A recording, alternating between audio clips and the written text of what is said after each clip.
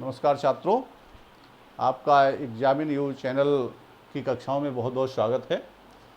काफ़ी समय से आप ऑनलाइन कक्षाओं के माध्यम से इस चैनल के माध्यम से पढ़ रहे हैं। वाक्य संशोधन की कई वीडियो आपने देखे हैं। अब उसी में अंतिम जो वीडियो है आप इसको पढ़ेंगे।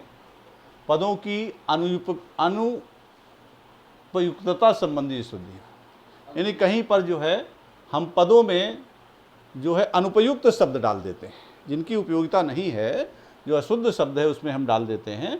और इससे क्या होता है कि वाक्य की रचना बिगड़ जाती है, वाक्य का सौंदर्य बिगड़ जाता है।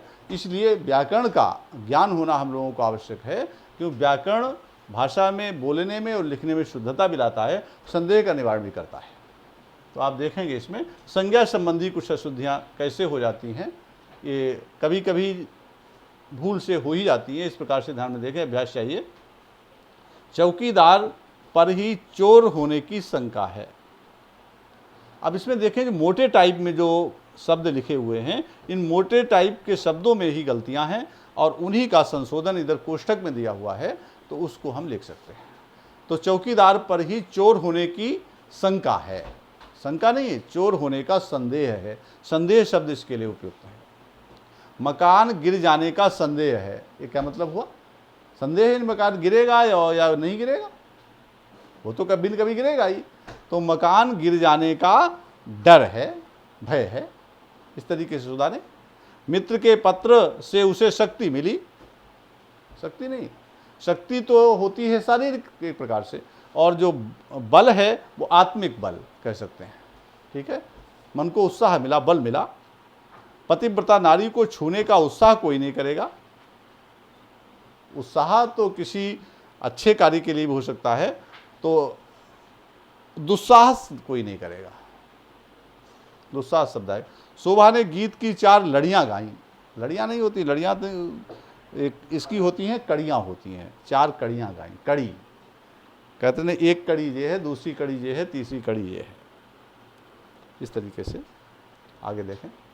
सर्वनाम संबंधी अशुद्धियाँ भी आप देखेंगे हो जाती हैं।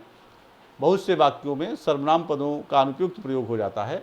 जैसे खीर में कौन पड़ा है, खीर में कौन पड़ा है, तो पता नहीं है तो खीर में क्या पड़ा है, कौन नहीं। मेरे को अभी बाजार जाना है, मेरे को ये कोई सही शब्द नहीं है। मुझे अभी बाजार, लोग आजकल बनकर बोलते हैं, मेरे को बाजार जाना है, मेरे को नहीं सुनना है, ये सब अशुद्ध है। मुझे, मेरे को जगह मुझे, मेरे से शत्रुता क्यों, मुझसे शत्रुता क्यों। वह तेरे को बुलाएगा, सीधे को ना तुमको बुलाएगा।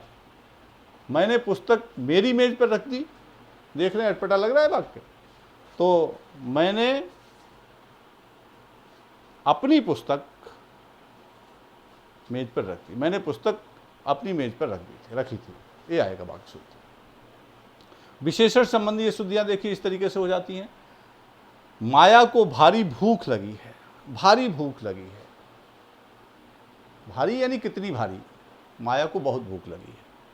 अधिकांश विद्यार्थी शांत रहे, अधिकांश नहीं अधिकतर, ये हम लोग कह देते हैं, ये अधिकांश नहीं अधिकतर शब्द का प्रयोग करना चाहिए।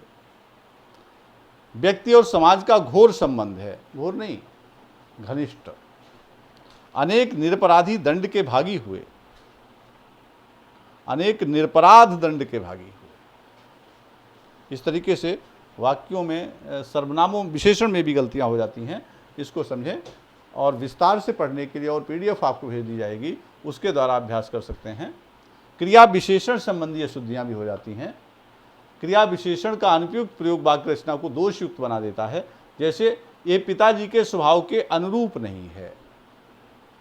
अनुरूप तो मतलब किसी के रूप का अनुकरण करना, तो रूप का अनुकरण नहीं कर रहे हैं, बल्कि अनुकूल शब्द यहाँ पर आएगा। पिता के अनुकूल नहीं है, तो यहाँ जो मोटे टाइप में रूप लिखा हुआ है, इसके लिए अनुकूल शब्द का भर देंगे।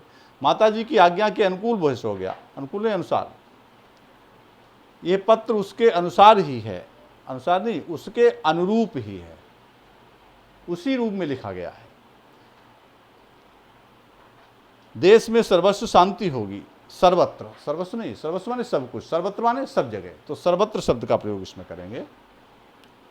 यहाँ पर, यहाँ की जगह जहाँ शब्द का प्रयोग करेंगे क्रिया प्रयोग संबंधी शुद्धियाँ। असंगत और अनुपयुक्त जो क्रियाओं का प्रयोग भी हम कर देते हैं तब भी वाक्य त्रुटिपूर्ण हो जाता है। वह बाजार जाना मांगता है, क्या मतलब? मांगता है शब्द आपको सही लग रहा है क्या? निश्चित रूप से आप जानते हैं कि वो बाजार जाना चाहता है। पुस्तक मेज पर डाल दी। आप पुस्तक मेज पर डालते हैं या रखते हैं? तो मेज पर रखते हैं, तो रख दी। वह पगड़ी ओढ़ कर चला गया। पगड़ी कभी कोई ओढ़ी जाने की चीज़ है? पगड़ी कहाँ लगाई जाती है? सिर पे लगाई जाती है, बांधी जाती है। तो पगड़ी बांध कर चला गया। उसने पीठ पर घूंसा दिया, दिया नहीं, मारा।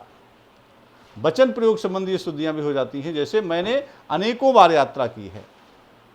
अनेक का बहुवचन नहीं है, अनेक स्वयं में बहुवचन है, तो मैंने अनेक बार यात्रा की है। घर के चारों ओर अनेकों पेड़ हैं, वाक्य गलत हो जाएगा। घर के चारों ओर अनेक पेड़ हैं। 4 आदमी के लिए टिकट ले लो। आदमी नहीं, 4 आदमी तो बहुवचन हो गया, तो आदमियों के लिए टिकट ले लो। उस पर 100 रुपये जुर्माना हुआ। नाना साहब बजरों पर बैठकर आए हैं। बजरों नहीं, बजरे एक साधन है। अनेक प्रकार की कला सीख कर, कला नहीं, अनेक प्रकार की कलाएं होंगी, कला नहीं होगी। इस तरीके से ये क्रिया संबंधी शुद्धियाँ भी प्रायः हो जाती हैं। लिंग संबंधी शुद्धियों के भी कुछ उदाहरण आप समझें, क्योंकि पूरा ये वाक्य संशोधन का वीडियो है, अंतिम वीडियो है, इसलिए एक अभ्यास के रूप में थोड़ा हर तरीके का आपके सामने अभ्यास आ जाए, ताकि आप उसके आधार पर आगे अपने आप भी अभ्यास कर सकें। बेटी तो पराया धन होता है, होती है होगा क्रिया में। उसकी आदत था सच बोलना, था नहीं थी। दरिद्रता जैसी शत्रु दूसरी नहीं, दरिद्रता जैसा शत्रु दूसरा नहीं, ऐसे करके। उसने धीमी स्वर में कहा। स्वर कैसा है? पुल्लिंग में लिखेंगे, धीमे स्वर में कहा।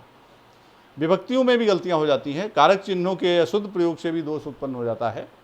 जैसे मनोहर ने घर को बनवाया, तो घर को नहीं, घर बनवाया, ठीक है।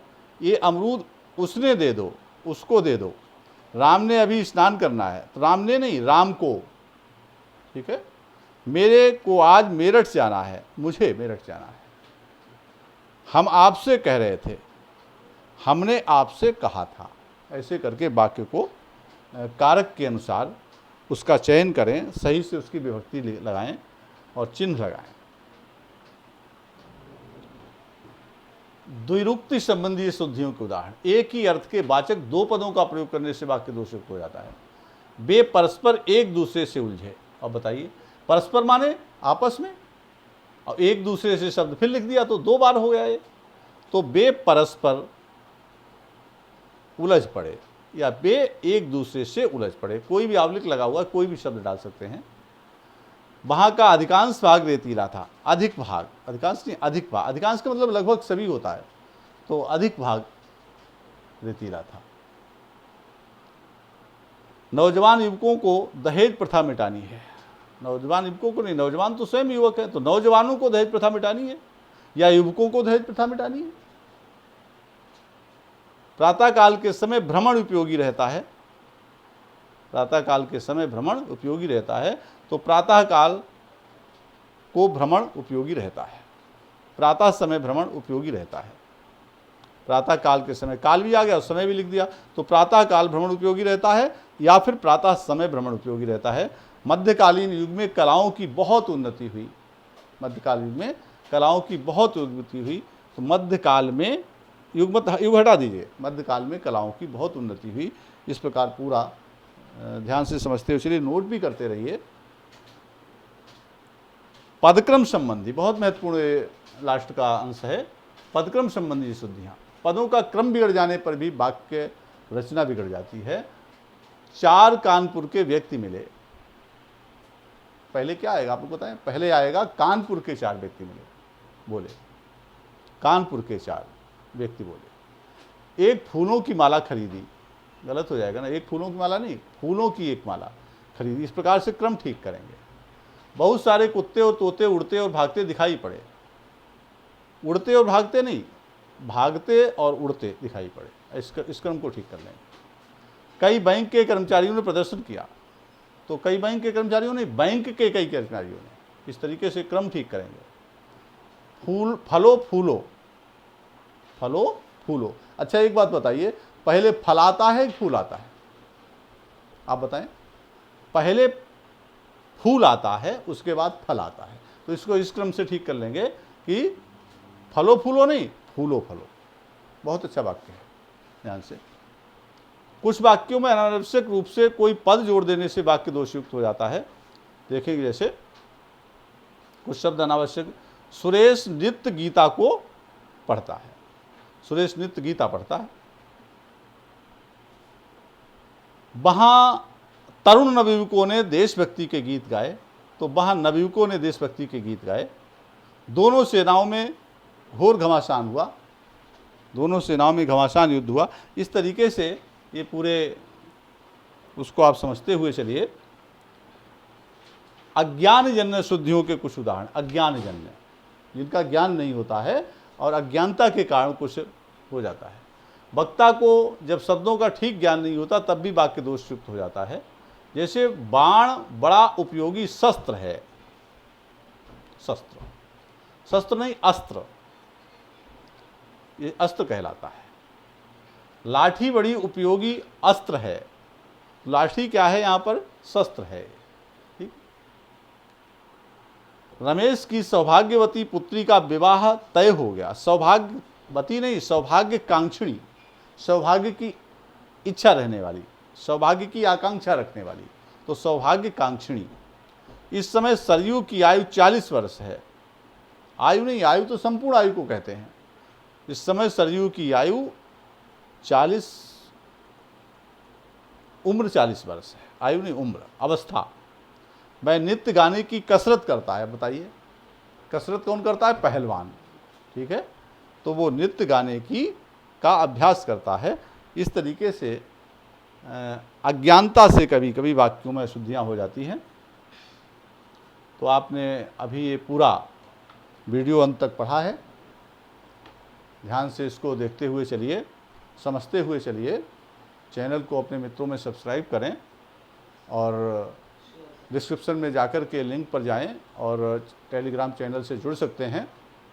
सारी ऑनलाइन कक्षाओं के माध्यम से सारी परीक्षाएं आपकी संपन्न होने वाली हैं। अर्धवार्षिक परीक्षा निकट है। सभी ध्यान से पढ़ते रहें और समझते रहें। धन्यवाद।